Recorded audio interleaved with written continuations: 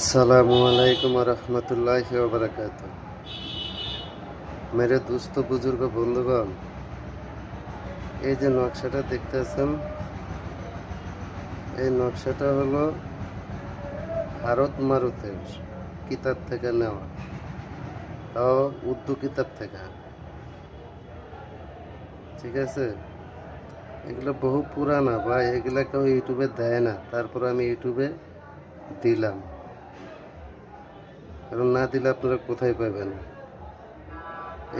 এই তাবিজটা হলো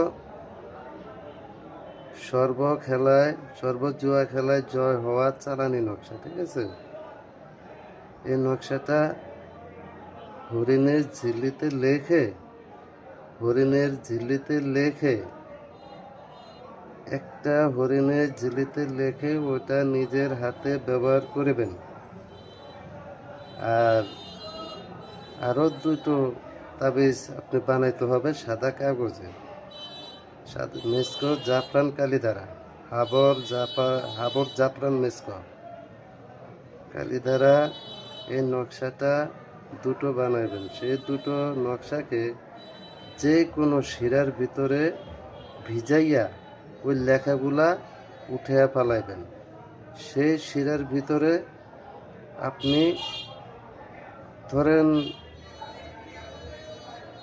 সোয়া পাওয়া, মানে 1 পাওয়া আর এই 100 গ্রাম, 125 গ্রাম, এটার বলা হয় 100।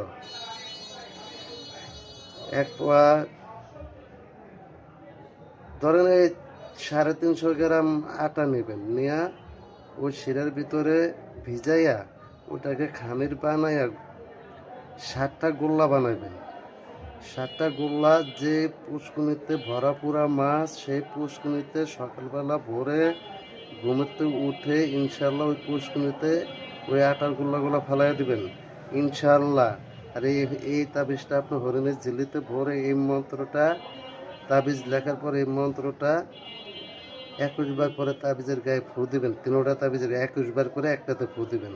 ঠিক আছে, আর 3টা করে টোকা দিবেন তাবিজের উপরে। এভাবে 3টা টোকা দিবেন ইনশাল্লাহ। তাবিজের জিন্নাত জাগ্রত হয়ে যাবে এই মন্ত্রের ধারা। আর এগুলা যা দেন সবই জিন্নাত। ঠিক আছে, জিন্নাত ছাড়া খেলা চলে না। আর তাবিজ লেখা শেষে এইভাবে আতর লাগাইয়া দিবেন। তারপরে আতর লাগাইয়া এই কাগজটারে এইভাবে ধরে, এই দেখেন আমার উপরে চান, এইভাবে এই মোমবাতির আগুনের উপরে আর আগের বাতি ধোয়ার উপরে এইভাবে ধরবেন 4-5 মিনিটের মতো।